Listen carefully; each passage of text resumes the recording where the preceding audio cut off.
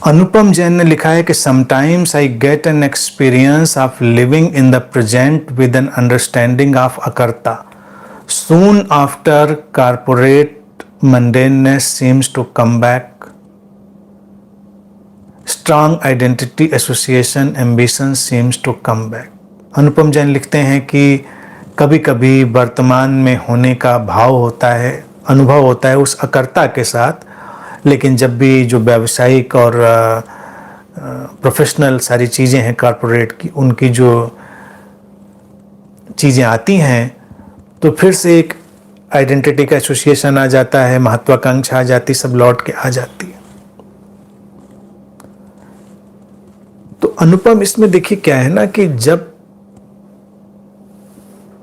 तुम उस प्रेजेंट और उस नॉन डूअर, उस वर्तमान और अकर्ता को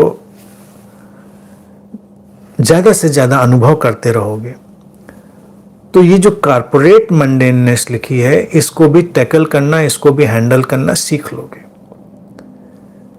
वहां पर तुम देखोगे कि वो जो जिसको तुम एम्बिशन कह रहे हो या एसोसिएशन आइडेंटिटी का कह रहे हो, वो एक टूल है वहां पर काम करने का.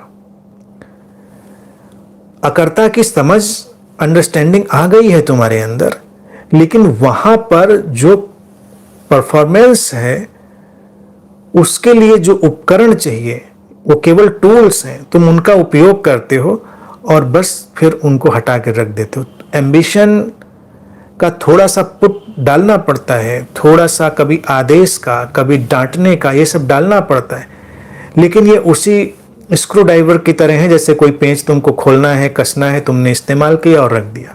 अब उसको तुम अपने सिर पर मुकुट की तरह लगा के नहीं घूमने लगे. तुम जानते थे कि इसकी उपयोगिता है, क्योंकि तुम्हारी टीम हो गई, तुम्हारे सामने लोग होंगे, तुम जिनसे काम ले रहे हो, वो सब उस नॉन डूअर या उस अंडरस्टैंडिंग को तो अभी नहीं समझ रहे हैं, तो वो अपने ढंग से काम करेंगे. और तुमको एक टाइम फ्रेम है, तुम्हारे सामने एक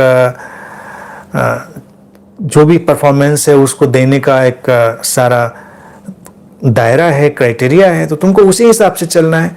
तो बस ये एम्बिशन, ये एंगर, एग्रेशन भी इवन कभी कभी, इन सब का बस स्क्रू ड्राइवर की तरह, उस टूल की तरह उपयोग करो और फिर वापस रख दो. उनको कैरी करने की जरूरत नहीं. धीरे धीरे तुम ये सीख लोगे तो एक जैसे कुशल अभिनेता वाली स्थिति होती है वो बन जाती है. मंडेननेस है तो क्या करेंगे? मंडेननेस तो तमाम बातों में है. कई बार लोग कहते हैं कि अच्छा तो क्या इस मंडेननेस में ही हमको जीना है? Life is all about this mundaneness है चारों तरफ. तुम उससे भागकर तो कहीं जा नहीं सकते, तो उसमें जियो, उसमें अच्छे कुशल अभिनेता की तरह जियो, तो कभी भी कोई मुश्किल नहीं होगी. और अभिनय को अपने ऊपर हैंग तो करना नहीं है, कैरी नहीं करना. कभी मान लीजिए तुमने अपने किसी टीम मेंबर को डांट दिया किसी काम के लिए और तुम कहो कि मैं तो अकर्ता में हूं, मैं क्यों डांटूं? तो डांट सकते हो बेशक, लेकिन डांटने के बाद फिर वापस आ जाओ और जानो कि तुमने जानबूझ के नहीं डांटा, तुम्हारी कोई उससे पर्सनल कोई दुश्मनी नहीं है, केवल एक उपकरण है.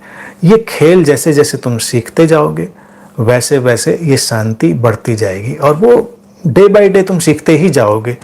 ये अनुभव जो है ना, ये अकर्ता का और तुम्हारे प्रेजेंट मोमेंट अवेयरनेस का, ये उसको धीरे धीरे सिखा ही देता है. तो तुम ऑलरेडी उसको सीख रहे होगे, उसकी ड्यूरेशन, इंटेंसिटी धीरे धीरे बढ़ती जाएगी और फिर ये प्रश्न नहीं उठेंगे, फिर सब कुछ चलता रहेगा संसार में. बस वो समझो एक एक्टिंग की तरह है. तुमको जब एक शॉट देना है, जैसे मान लीजिए कैमरा है, लाइट है, एक्शन है, तुमको सामने आए तो तुमको बेस्ट शॉट देना है, तो उसमें तुम ढीले ढाले नहीं चले आओगे कि सब चलता है. तुम एक अच्छा शॉट दोगे, अच्छा शॉट देके वापस. तुम्हारे अपनी कॉर्पोरेट वर्किंग में अलग शॉट है, किसी के अपने घर में कोई शॉट देना, तो सब अलग अलग जगह वो शूटिंग कर रहे हैं, तो ये मान के चलना. तो जब ये एक्टिंग ही करनी है, ये शूटिंग ही चलनी है, ये शॉट ही देना है, तो बेस्ट देना है और उससे बाहर हो जाना है. धीरे धीरे कुशलता आ जाती है.